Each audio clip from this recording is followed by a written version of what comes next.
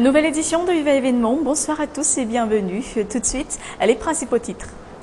Détention de Jean-Marc Koumba dans l'affaire Ravalman-Namarque. Information controversée. Les précisions de son avocat dans cette édition. Mauvaise gouvernance et fausse décision. L'exécutif et l'équipe de Cool Roger encore sur la balance. Environnement et écotourisme, les aires protégées de la Grande Île remises en cause. On en parlera également dans quelques instants. Et enfin, actualité internationale, tout se complique à Jérusalem. Palestiniens et Israéliens n'enterrant pas de sitôt l'âge de guerre. Nous irons à Jérusalem.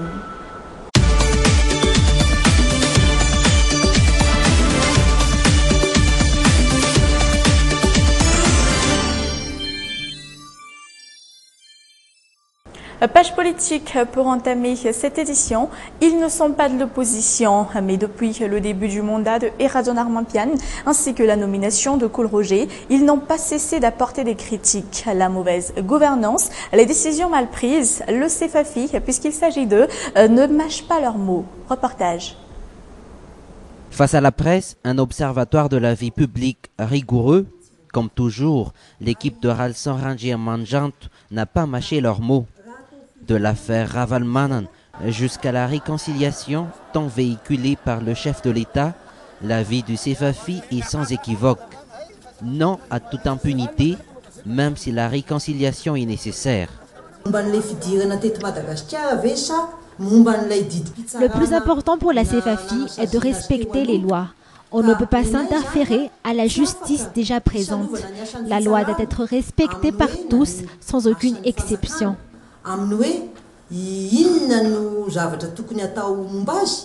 Le CFAFI n'est pas allé par quatre chemins pour dénoncer l'incompétence du pouvoir exécutif.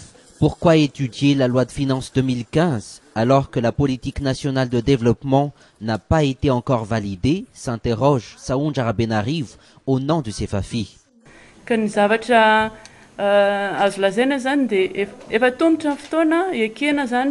C'est dit, c'est l'exécutif qui fera le plan de développement national. Ce n'est pas grave s'ils n'ont pas consulté des consultants, car c'est leur programme.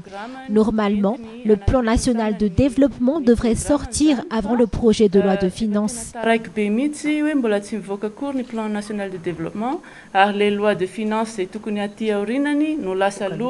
Autre point, celui concernant la mise en place des institutions de la République, à commencer par l'élection communale. Le CFAFI déplore la lenteur de l'évolution de la situation. Jean-Marc Koumba, détenu dans de bonnes conditions, mais subi pourtant de torture morale, étant détenu loin de sa famille.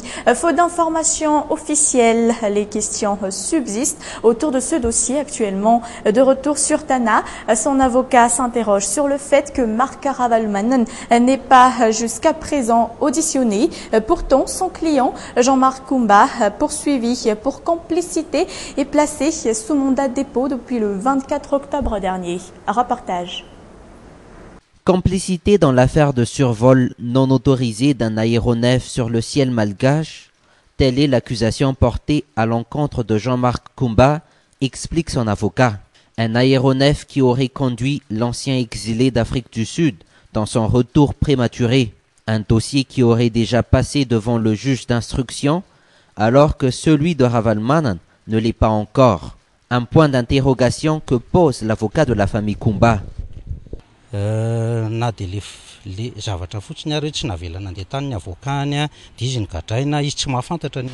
le fait de savoir l'ignorance face à sa situation à Diego, l'empêchement de son avocat à venir le voir. Même si sa femme désire le voir, les places d'avion s'affichent complètes. Quand j'étais sur les lieux, je pouvais surveiller sa situation, mais actuellement, j'ignore sur ce qui se passe.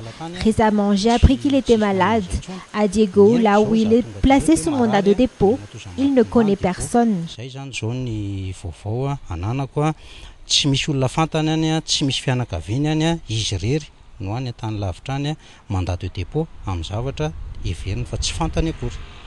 Un dossier criminel si on se réfère à l'article 82, alinéa 3 du Code pénal.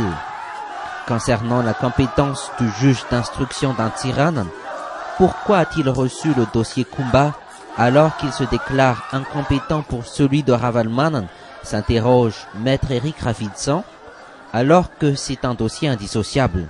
Tsy logique aloha zany le filazana hoe incompétent le tribunal d'Ego satria araky nambarako teo matory. C'est illogique de dire que le tribunal de Diego est incompétent, car s'il est placé sous mandat de dépôt à Diego, cela veut dire que le tribunal de Diego est tout à fait compétent. Les juges d'instruction sont sur les lieux juste pour faire une enquête, non pour évoquer une ordonnance. S'il sort une ordonnance, cela ne devrait pas se porter sur l'incompétence du tribunal sur les lieux. Ordonnance hafa ny tokony avoakany ao fa tsy misy an'izany hoe ordonnance d'incompétence ny juge d'instruction zany raha ny fahafantarako azy. Jean-Marc Koumba, le bodyguard du fondateur de Tico, est mis sous mandat de dépôt à Antiranan depuis au moins une dizaine de jours. Son avocat reconnaît une bonne condition d'incarcération tout en dénonçant l'existence d'une torture morale à l'encontre de son client. Image frappante lors de la cérémonie de commémoration de l'incendie du Palais de la Reine hier, celle d'un groupe de personnes qui en profitent pour revendiquer discrètement la libération de Ravaloman Namark, au ministre de l'Artisanat, de la Culture et du Patrimoine, qui est aussi porte-parole du gouvernement. Fin de ce chapitre politique, mais sur une toute autre forme d'actualité, Business Bus, nouveau projet de la JCI ou Jeune Chambre Internationale. Le projet voit la participation de divers opérateurs pour informer davantage les étudiants ainsi que les universitaires quant à ce qui les attend dans le monde professionnel. Le projet sera d'ailleurs diffusé quotidiennement sur Viva à compter du 17 novembre prochain à 19h10. 6 universités accueilleront les succès des opérateurs en question qui développeront leur vécu ainsi que leur parcours. Explication. Le projet se déroulera en 2 phases. La première phase, ce sera le Business Bus en lui-même. Ce sera un bus où on mettra des entrepreneurs qui vont partager leur expérience et leur succès. Dans la deuxième phase du projet, ce sera la Minute Entrepreneuriat. Donc ce sera un spot de 1 minute à peu près qui va parler d'une des clés du succès. Donc nous avons 7 thèmes durant toute la semaine.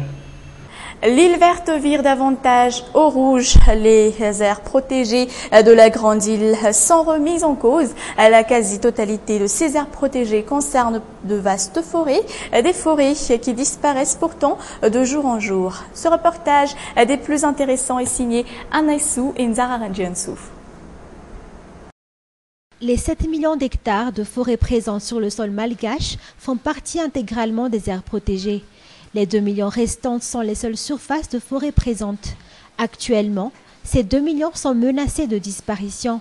Un fait qui pousse la société civile à pousser la sonnette d'alarme sur la santé environnementale malgache. Impossible d'évoquer que la situation des aires protégées est hors de danger. Dans l'est du pays, le pillage des bois précieux s'amplifie d'année en année. La protection de la forêt doit donc passer obligatoirement par le renforcement de la protection des aires protégées, cette dernière qui nécessite aussi un élargissement. Il ne faut guère sous-estimer l'importance de la protection de l'environnement face au développement. Une bonne gouvernance forestière devrait être établie. La mise en œuvre d'une politique durable pour la protection des aires protégées est en cours selon le ministère de l'Environnement. Une politique qui sensibilise surtout les communautés de base.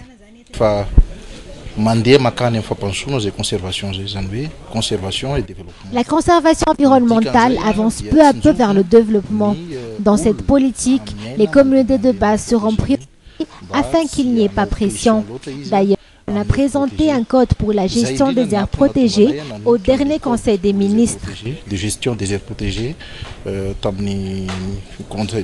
conseil de gouvernement Faranteo. Le secteur environnemental jusqu'ici semble pas encore recevoir tout l'intérêt qu'il mérite. Les efforts pour relier la préservation de la biodiversité locale face au développement durable sont minimes. La corrélation de ces 2 secteurs seront évoqués durant la 16e édition du World Park Congress à Sydney, Australie, ce 12 au 19 novembre prochain. Direction Jérusalem où, comme je vous le disais dans les titres, les tensions ne cessent de monter en raison des violences autour de l'esplanade des mosquées à Jérusalem-Est. Hier soir, par exemple, plusieurs centaines d'extrémistes juifs se sont dirigés vers l'esplanade pour réclamer le droit d'y prier. Pure provocation pour les Palestiniens. Les vagues de heurts entre Israéliens et Palestiniens persistent depuis plus de 3 jours à Jérusalem. Point final de cette édition. Merci à tous de votre attention. Merci d'être restés avec nous jusqu'au bout. Prochain rendez-vous demain à la même heure. Excellente soirée en compagnie de Viva. Au revoir.